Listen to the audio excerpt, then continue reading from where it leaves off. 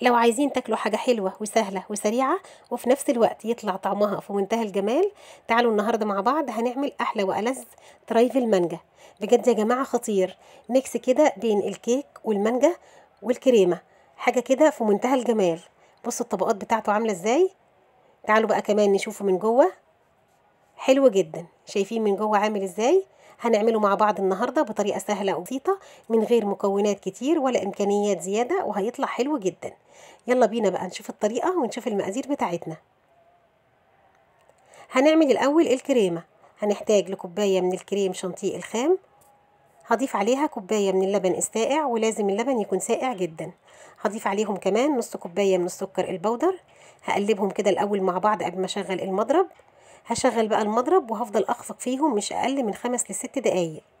انا عايزه الكريمه حجمها يتضاعف ويزيد، وفي نفس الوقت تكون كريمه متماسكه بالشكل ده. هنضرب فيهم شويه وهنخلص بقى وهنركنهم دلوقتي على جنب، وتعالوا نشوف هنعمل ايه. انا جبت الطبق اللي قدامنا ده ورصيت فيه كده قطع من الكيك. ده كيك معمول في البيت، لو حابين تجيبوا الكيك الجاهز برضه هيبقى جميل. انا قطعت الكيك كده شرايح وهبدأ كده ارصها جنب بعضها، وهسقيها بقى بعصير مانجا. ده عصير مانجا خفيف انا كنت عاملاه ومجهزاه علشان اسقي بيه الكيك. بالشكل ده هسقي الكيك كويس جدا عشان يبقى طري كده وجميل في الاكل. جبت الكريمه حطيتها بقى في كيس حلواني، وهبدأ انزل كده بطبقه حلوه من الكريمه فوق الكيكه. هناخد طبقه حلوه كده وهنفردها كويس جدا، وهنضيف عليهم بقى قطع من المانجا.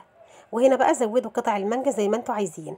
كل ما الطبق ده الكيكه والمانجا والكريمه يزيدوا فيه كل ما يبقى حلو جدا. خلصنا الطبقة الأولى، هندخل بقى على الطبقة التانية وهنعملها بنفس الطريقة.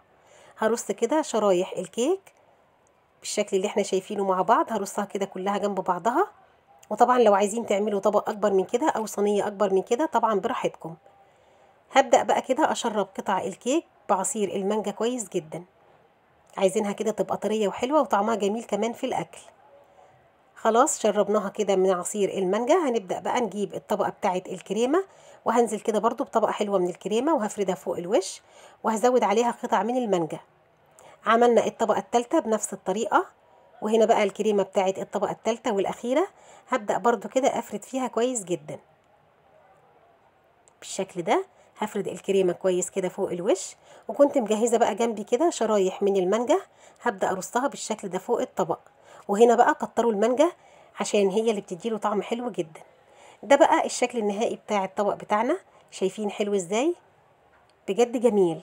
خدته بقى دخلته التلاجة، لازم يدخل التلاجة شوية علشان المكونات كلها كده تتجانس مع بعضها كده من طعم بعضها وتبقى حلوة جدا.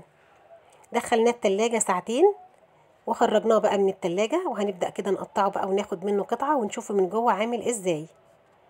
بجد يا جماعة حلو جدا. المانجا دلوقتي موجودة في السوق، ممكن تعملوه كده بالمانجا اللي انتوا عايزينها. شايفين بقى من جوه عامل ازاي؟ سهل ولذيذ وساقع كده وحلو وجميل. يلا جربوه وان شاء الله هيعجبكم. وما تنسوش لو عجبكم الفيديو لايك وشير.